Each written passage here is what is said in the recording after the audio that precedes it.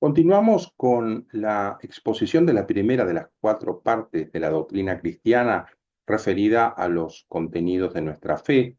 Hemos explicado ya una primera sección introductoria que nos ofrece como la plataforma para todo lo que sigue, porque trata sobre nuestra capacidad de conocer y amar a Dios, sobre la revelación por la que nos enseña Dios mismo su misterio y su plan de amor, sobre la transmisión de esa revelación, cómo nos llega a nosotros, em, y sobre nuestra acogida de la revelación por el acto de fe. A esta primera sección corresponden los contenidos centrales de una parte de la teología que ha crecido mucho en las últimas décadas y que llamamos teología fundamental. La siguiente sección es mucho más larga porque explica los contenidos de nuestra fe que se encuentran en el credo. Nos presenta el credo en sus dos formulaciones más conocidas e importantes.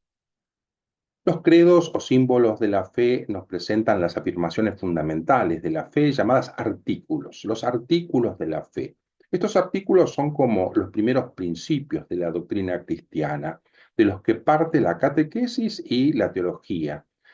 La catequesis como iniciación a la vida cristiana, la teología como un conocimiento científico, sistemático del misterio de Dios y de su plan de salvación, que todo cristiano necesita cultivar en la medida en que va madurando su vida de fe y en la medida en que lo requiere su deber de Estado.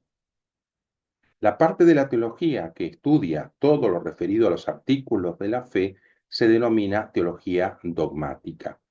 Por eso la doctrina cristiana se consagra en adelante a la exposición o explicación de cada uno de los artículos de la fe. El primero, según el símbolo de los apóstoles, es el que ustedes tienen allí en pantalla. Creo en Dios, Padre Todopoderoso, Creador del cielo y de la tierra.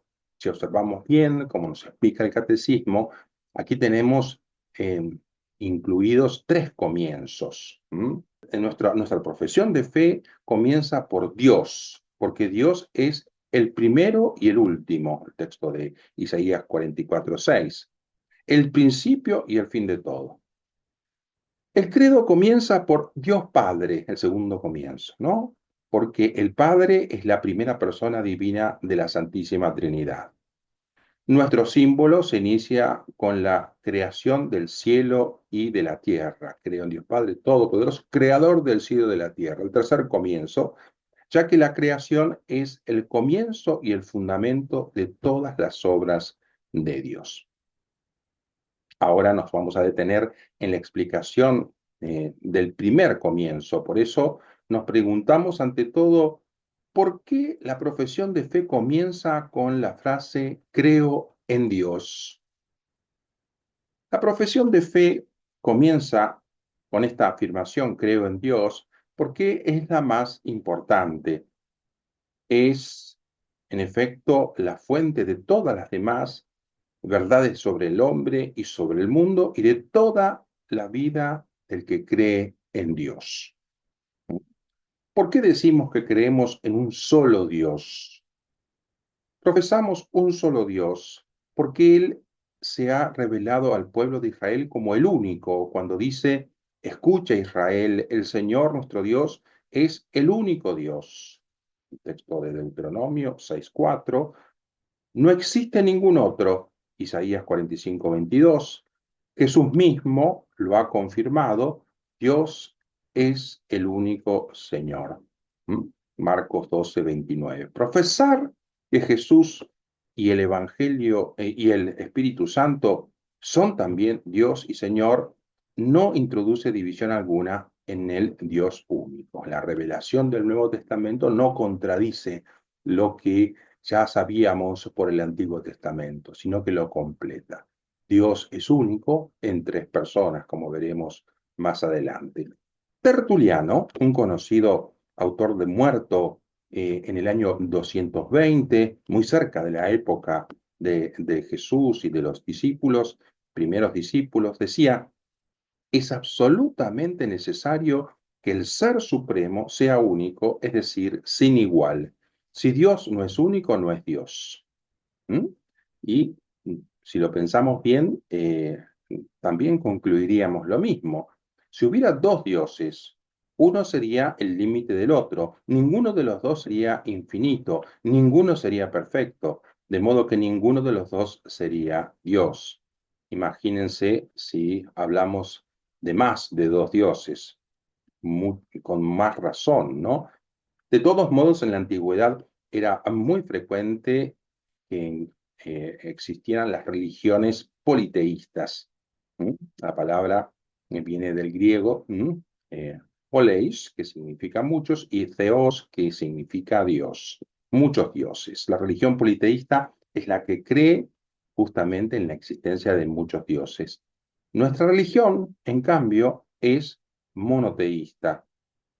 Monoteísmo, entonces, del griego monos, único, y theos, Dios, entonces es la doctrina de la existencia de un único Dios. La doctrina de Dios como un ser único, absoluto y personal, que es el fundamento último de todo.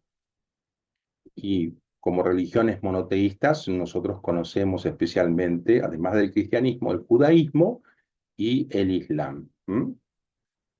En la Biblia encontramos varias formas complementarias de designar a Dios. Entre ellas se encuentran el Shaddai, Dios omnipotente, o también el Dios de la montaña. Ahí tienen varios textos del Antiguo Testamento.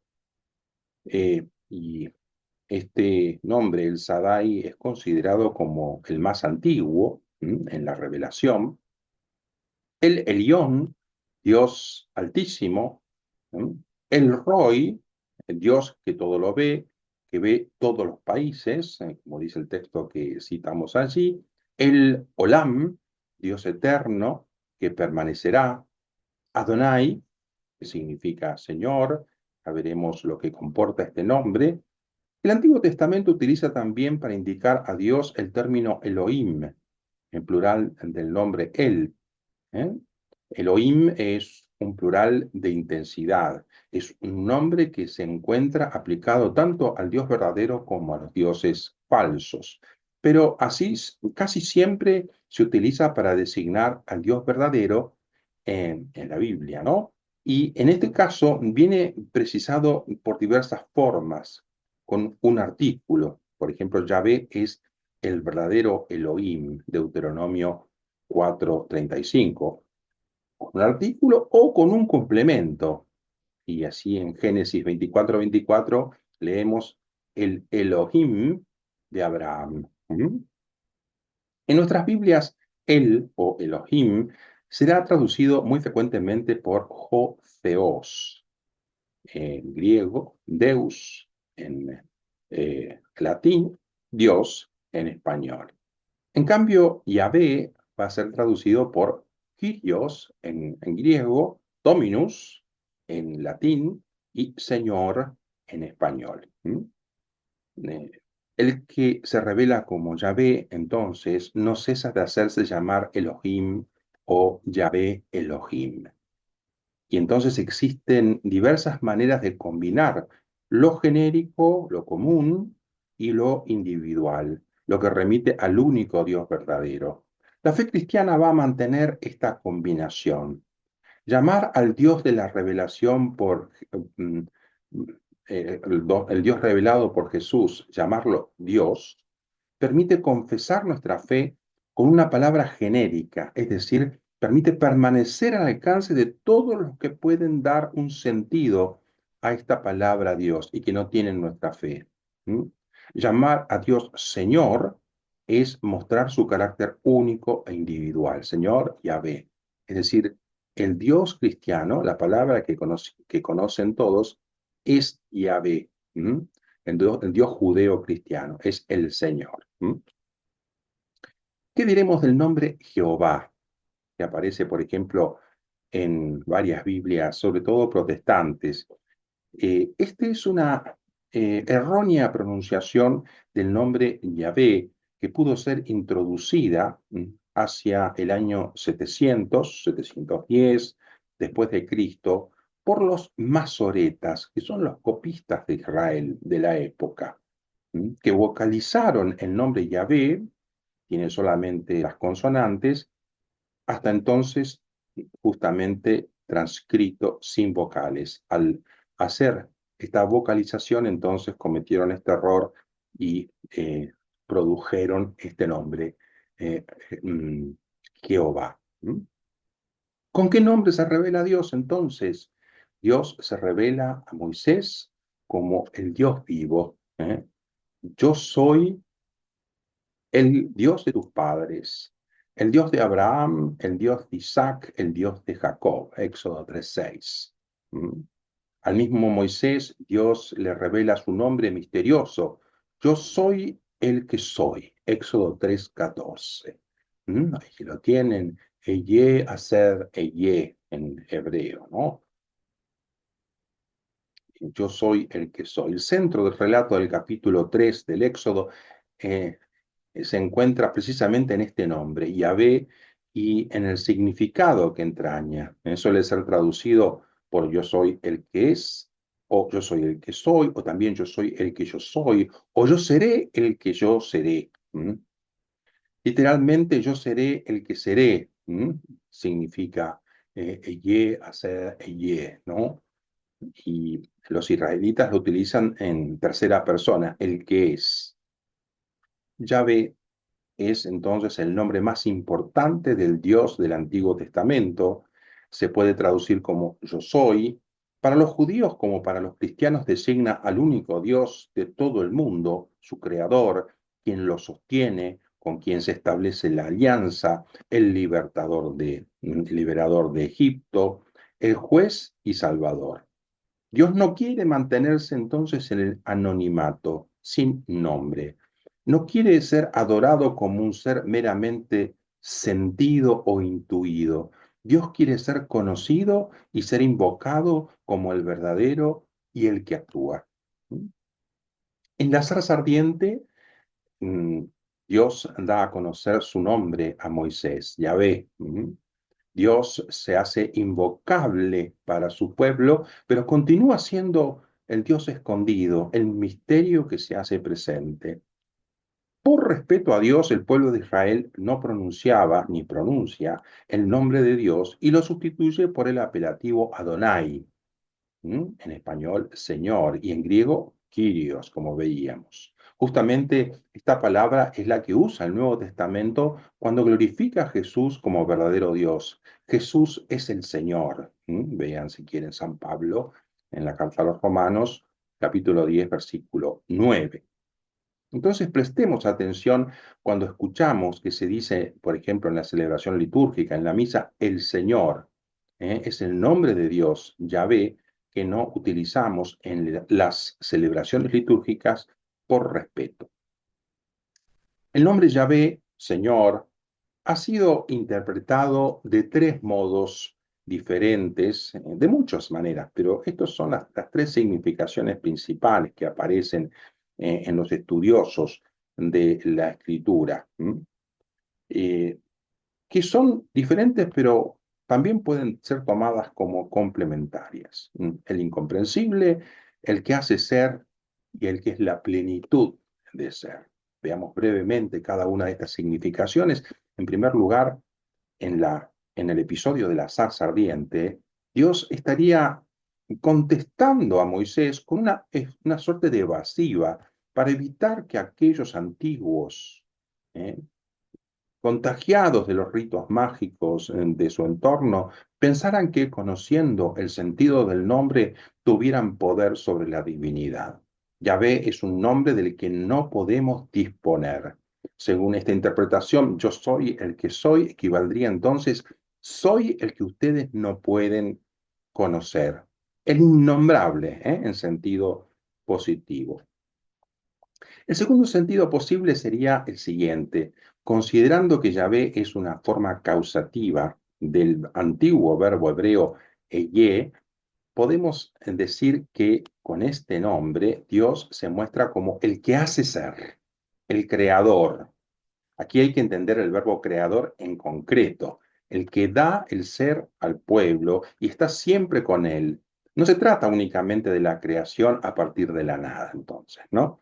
Y en tercer lugar, la tercera interpretación, Yahvé, significaría entonces que Dios manifestó su propia naturaleza de ser perfectísimo, plenitud de ser en este nombre, Yahvé. ¿Mm? En este sentido, yo soy el que soy, significa, por lo pronto, el que es real, no como los ídolos inertes. Soy el que soy significa el que es eterno, no como los demás seres que pasan, el que es por sí mismo, sin depender de nada ni de nadie, el ser absoluto, sin límites de ningún tipo. El nombre divino indica así el que es por esencia, aquel cuya esencia es ser, el ser subsistente. ¿Mm? Esta es una explicación que aparece frecuentemente en la interpretación cristiana del nombre Yahvé, especialmente en los primeros maestros de la fe, los padres de la Iglesia, y en los autores medievales como Santo Tomás de Aquino.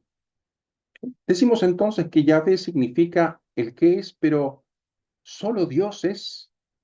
Podemos responder a esta pregunta diciendo que mientras las criaturas han recibido de Él todo su ser y su poseer, solo Dios es en sí mismo la plenitud del ser y de toda perfección, conforme a la tercera interpretación del nombre, ¿no? Él es el que es sin origen y sin fin. En el Nuevo Testamento Jesús revela que también Él lleva el nombre divino. Yo soy, dice Jesús varias veces en el Evangelio de Juan, especialmente, vean si quieren Juan 8:28. ¿Por qué es importante la revelación del nombre de Dios? Al revelar su nombre, Dios da a conocer las riquezas contenidas en su misterio inefable. Solo Él es, desde siempre y por siempre, el que trasciende el mundo y la historia. Él es quien ha hecho el cielo y tierra. Él es el Dios fiel, siempre cercano a su pueblo para salvarlo. Él es santo por excelencia, rico en misericordia, como dice Efesios 2:4, siempre dispuesto al perdón. Dios es el ser espiritual, trascendente, omnipotente, eterno, personal y perfecto. Él es la verdad y el amor. Todo esto está como implicado, ¿eh?, en este nombre misterioso Yahvé. Veamos qué significa esto último, es decir, Dios es la verdad y el amor. ¿En qué sentido Dios es la verdad? Dios es la verdad misma y como tal ni se engaña ni puede engañar. Lo veíamos al tratar el tema de la fe como respuesta a la revelación que Dios hace de su misterio y de su plan de salvación. Eh, Dios es verdad porque Dios es luz. En Él no hay tiniebla alguna. El Hijo eterno de Dios, sabiduría encarnada, ha sido enviado al mundo para dar testimonio de la verdad. El texto que nos muestra cómo hay una continuidad de esta enseñanza en el Nuevo Testamento, en el Evangelio de Juan, capítulo 18, versículo 37. Y finalmente, ¿de qué modo Dios revela que Él es amor?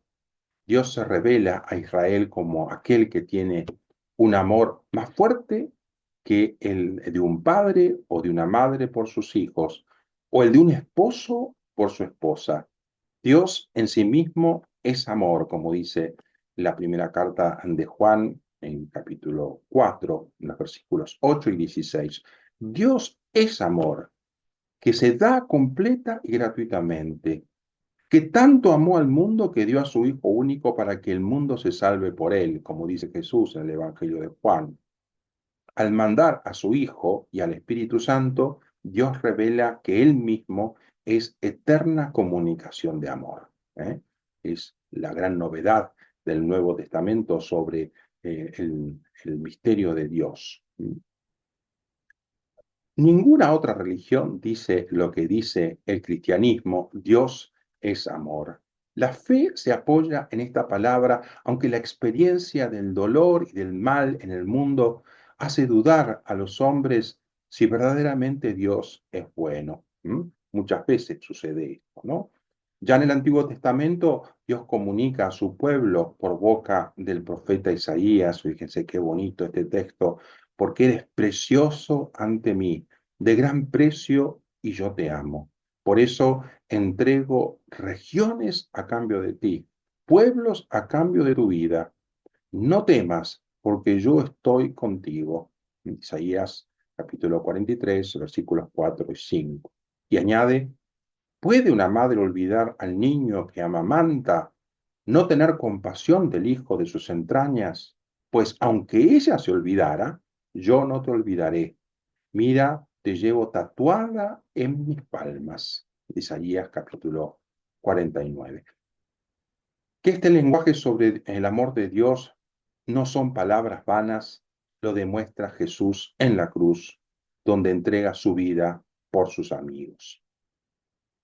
¿Y qué consecuencias tiene creer en un solo Dios? La fe en Dios no se reduce a algo teórico, no debería reducirse a algo teórico, si es verdadera fe. Cuando se ha conocido a Dios, hay que ponerlo en el primer lugar de la vida. Con ello comienza una nueva vida en serio. La fe en Dios nos mueve a volvernos solo a Él como a nuestro primer origen y nuestro último fin, y a no preferir nada a Él. Por eso creer en Dios, el único, comporta conocer su grandeza y majestad, vivir en acción de gracias, confiar siempre en Él, incluso en las adversidades, reconocer la unidad y la verdadera dignidad de todos los hombres creados a imagen de Dios, hijos de Dios, usar rectamente de las cosas creadas por Dios. Es lo que dice el catecismo, el número 226. La fe en Dios, el único, nos lleva a usar de todo lo que no es Él en la medida en que nos acerca a Él y a separarnos de ello en la medida en que nos aparta de Él.